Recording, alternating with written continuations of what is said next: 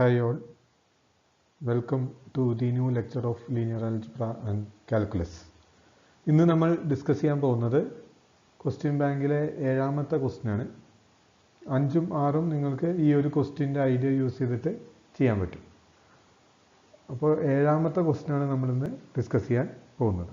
Okay, ഇത് ഒരു previous year question ആണ്, മുമ്പ് പലതവണയും ചോദിച്ചിട്ടുള്ള ഒരു ടൈപ്പ് ക്വസ്റ്റ്യൻ ആണ്.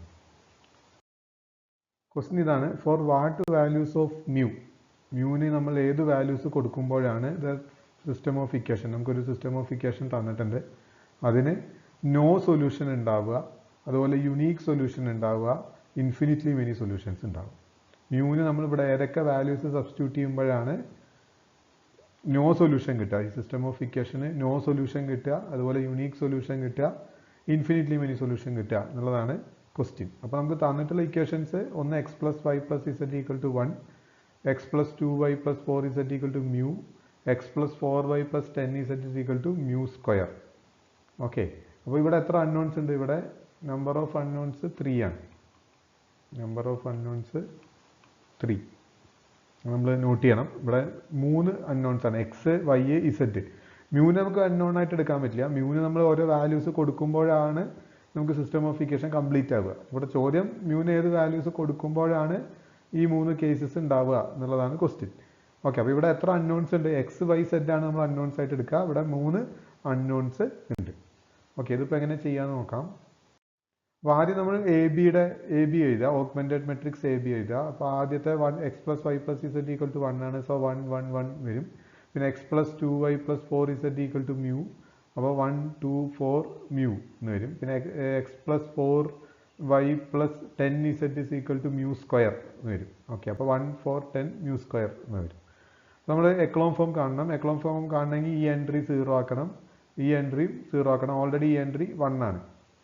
അപ്പോൾ നമ്മൾ ഈ എൻട്രി 0 ആക്കാൻ R2 + ഇവിടെ 1 ആണ്, സോ -1 × R1 ചെയ്താൽ മതി. അതുപോലെ ഇവിടെ 1 ആണ്, അപ്പോൾ R3 + -1 × R1. ഇപ്പോൾ ചില ആൾക്കാർ ഇതിനെ ഇങ്ങനെ എഴുതാറുണ്ട്, R2 changes to R2 - R1. ഇങ്ങനെ എഴുതിയാലും തെറ്റൊന്നുമില്ല. R3 changes to R3 - R1 ഇങ്ങനെ എഴുതിയാലും കുഴപ്പമൊന്നുമില്ല. ഓക്കെ, പക്ഷേ ആക്ച്വൽ കറക്റ്റ് ഫോം എന്ന് പറയുന്നത് ഇങ്ങനെയാണ്: R2 changes to R2 + -1 × R1, അതുപോലെ R3 + -1 × R1. അപ്പോൾ അത് ചെയ്യുന്ന സമയത്ത് നമുക്ക് കിട്ടുക, ആദ്യത്തെ റോ 1 1 1 1 മാറ്റമൊന്നും ഉണ്ടാവില്ല. രണ്ടാമത്തെ റോ 1 - 1 0 വരും, 2 - 1 1 വരും, 4 - 1 3 വരും. ഇവിടെ mu - 1 എന്ന് വരും, mu - 1. മൂന്നാമത്തെ റോ 1 - 1 0 വരും, 4 - 1 3 വരും, 10 - 1 9 വരും. അടുത്ത എൻട്രി mu² - 1 വരും, mu² - 1. ഓക്കെ, ഇനി ഇത് ഓൾറെഡി സെക്കൻഡ് റോയിൽ സെക്കൻഡ് എൻട്രി 1 ആയിട്ടാണ് ഇരിക്കുന്നത്. അപ്പോൾ അതിന് താഴെ നമുക്ക് 0 ആക്കണം. അതിന് നമ്മൾ ചെയ്യുക. ഓക്കെ, അപ്പോൾ നമുക്ക് കിട്ടുക R3 changes to R3 + -3 × R2 ചെയ്യുമ്പോൾ നമുക്ക് ഈ 3 എൻട്രീസ് 0 ആയി പോവും. നാലാമത്തെ എൻട്രി വരിക mu² - 1 - 3 mu - 3 എന്ന് വരും, mu² - 1 - 3 mu - 3. ഇതൊന്ന് സിംപ്ലിഫൈ ചെയ്യുമ്പോൾ ഈ -1 - 3 എന്നുള്ളത് -4 ആവും, സോ mu² - 3 mu - 4 എന്നുള്ളതാവും. ഇനി അടുത്ത് നമ്മൾ ചെയ്യേണ്ടത് ഇതിനെ ഫാക്ടറൈസ് ചെയ്യുക എന്നുള്ളതാണ്. ഇങ്ങനൊരു ഫോമിൽ കിട്ടിക്കഴിഞ്ഞാൽ നമ്മൾ ഇതിനെ ഫാക്ടറൈസ് ചെയ്യണം. ഫാക്ടറൈസ് ചെയ്യുമ്പോൾ എന്ത് കിട്ടും? mu - 4 × mu + 1 എന്ന് കിട്ടും. കാരണം കൂട്ടിയാൽ -3 കിട്ടണം, ഗുണിച്ചാൽ -4 കിട്ടണം. അപ്പോൾ അത് mu - 4 × mu + 1 ആയിരിക്കും. അപ്പോൾ mu - 4 × mu + 1 എന്നുള്ളതിന് ഫാക്ടറൈസ് ചെയ്തു. പിന്നെ ഫാക്ടറൈസ് ചെയ്ത് കഴിഞ്ഞ് കഴിഞ്ഞാൽ പിന്നെ നമുക്ക് വേറെ ഒന്നും ചെയ്യാനില്ല. ഇനി നമുക്ക് വേണ്ടത് എന്താണ്? മ്യൂവിന് ഏത് വാല്യൂ കൊടുക്കുമ്പോഴാണ് യുണീക്ക് സൊല്യൂഷൻ കിട്ടുക, അല്ലെങ്കിൽ ഇൻഫിനിറ്റ്ലി മെനി സൊല്യൂഷൻ കിട്ടുക, അല്ലെങ്കിൽ നോ സൊല്യൂഷൻ കിട്ടുക എന്നുള്ളതാണ്. അപ്പോൾ ഫസ്റ്റ് കണ്ടീഷൻ നോ സൊല്യൂഷനാണ്. നോ സൊല്യൂഷൻ കിട്ടണമെങ്കിൽ ഇവിടെ ഒരു നോൺ സീറോ നമ്പർ വരണം, അല്ലേ? ഇവിടെ ഒരു നോൺ സീറോ നമ്പർ വരണം. അതുപോലെ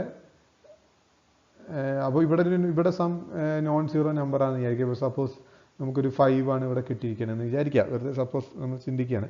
ഇതൊരു 5 ആണെങ്കിൽ എന്ത് സംഭവിക്കും? റാങ്ക് ഓഫ് എ ബി എന്ന് പറയുന്നത് 3 ആയിരിക്കും. കാരണം അവസാനത്തെ കോളം ഇൻക്ലൂഡ് ചെയ്യുമ്പോൾ റാങ്ക് 3 ആയിട്ട് മാറും, അവസാനത്തെ കോളം റിമൂവ് ചെയ്യുമ്പോൾ റാങ്ക് 2 ആയിട്ട് മാറും.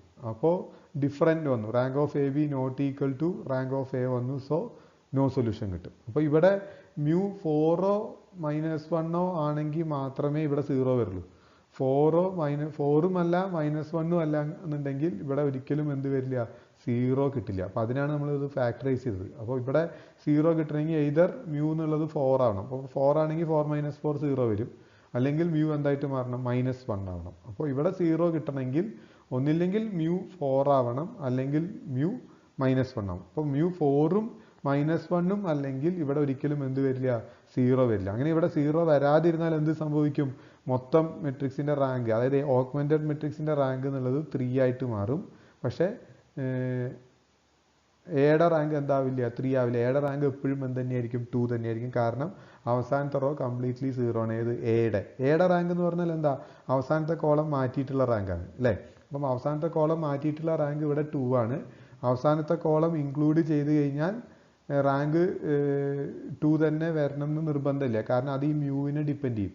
മ്യൂ 4ഓ -1ഓ അല്ലെങ്കിൽ 4ഉം അല്ല -1ഉം അല്ല എന്നുണ്ടെങ്കിൽ ഒരിക്കലും ഇവിടെ 0 കിട്ടില്ല. ഇവിടെ 0 കിട്ടിയില്ലെങ്കിൽ ഓഗ്മെന്റഡ് മെട്രിക്സിൻ്റെ റാങ്കും എയുടെ റാങ്കും ഡിഫറൻ്റ് ആവും. സോ നോ സൊല്യൂഷൻ കിട്ടും.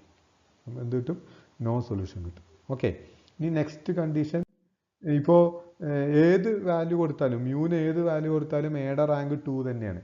That is less than number of unknowns ആണ്.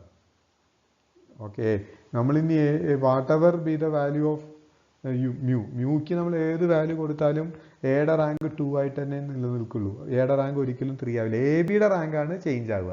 മ്യൂവിൻ്റെ വാല്യൂവിനനുസരിച്ച് അവിടെ ചേഞ്ച് ആവുക ഏതാണ്, എ ബിയുടെ റാങ്കാണ്. അതുകൊണ്ട് നമ്മൾ എക്ക് ഏത് വാല്യൂ കൊടുത്താലും, അല്ല മ്യൂവിന് ഏത് വാല്യൂ കൊടുത്താലും എയുടെ റാങ്ക് എന്ന് പറയുന്നത് 2 തന്നെയായിരിക്കും. 2 എന്ന് പറയുന്നത് നമ്പർ ഓഫ് അൺനോൺസിനേക്കാളും കുറവാണ്.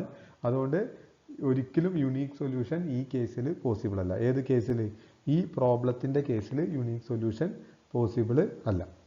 Four any value of mu system cannot have unique solution. തന്നിരിക്കുന്ന സിസ്റ്റത്തിന് മ്യൂവിന് നമ്മൾ ഏത് വാല്യൂ കൊടുത്താലും എന്ത് കിട്ടില്ല, യുണീക്ക് സൊല്യൂഷൻ കിട്ടില്ല.